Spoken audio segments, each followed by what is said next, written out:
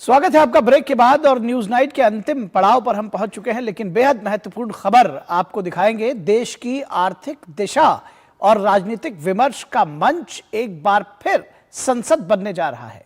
बुधवार से शुरू हो रहे संसद के बजट सत्र से पहले सत्ता और विपक्ष आमने सामने संवाद के लिए एक मंच पर जुटे। सर्वदलीय बैठक में सरकार ने विपक्ष के मुद्दे सुने तो विपक्ष ने जो सदन की कार्रवाई है उससे लेकर अपनी प्राथमिकताएं रखी। तो अब नजरें बजट सत्र पर है, जहां राष्ट्रपति के अभिभाषण से लेकर आम बजट तक कई अहम फैसलों पर चर्चा होनी है।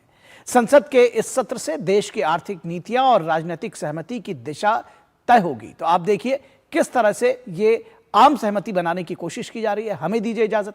नमस्कार। संसद के बजट सत्र की शुरुआत होने जा रही है। बजट सत्र से पहले मंगलवार को सर्वदलीय बैठक में सत्ता और विपक्ष के दलों की बैठक हुई। बैठक में विपक्ष की तरफ से उठाए जाने वाले मुद्दों की जानकारी दी गई। सरकार ने विपक्षी दलों के सुझावों को सुना। सत्ता पक्ष ने विपक्षी दलों से सदन सुचारू रूप से चलाने को लेकर सहयोग की अपील की। हम लोगों ने सारा मेंबर्स को रिक्वेस्ट किया है कि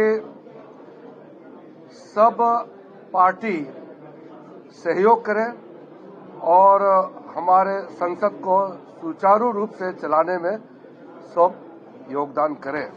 संसद का बजट सत्र बुधवार यानी 28 जनवरी से शुरू होगा।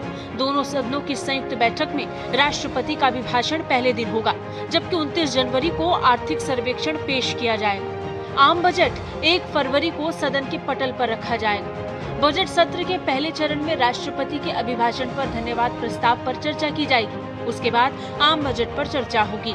Joint session of the parliament कल 11 बजे तय किया गया है और 29 तारीख को इकोनॉमिक सर्वे पेश किया जाएगा और 1 फरवरी को आम बजट पेश किया जाएगा। बजट सत्र के दौरान विपक्षी दल विदेश नीति, पर्यावरण सहित कई विषयों पर चर्चा की मांग कर रहे हैं। पोल्यूशन का सबसे भयानक स्वरूप हम लोगों ने देखा है दिल्ली में और जगहों पे। ये मुद्दा भी हम उठाएंगे। पिछली बार कोशिश की थी।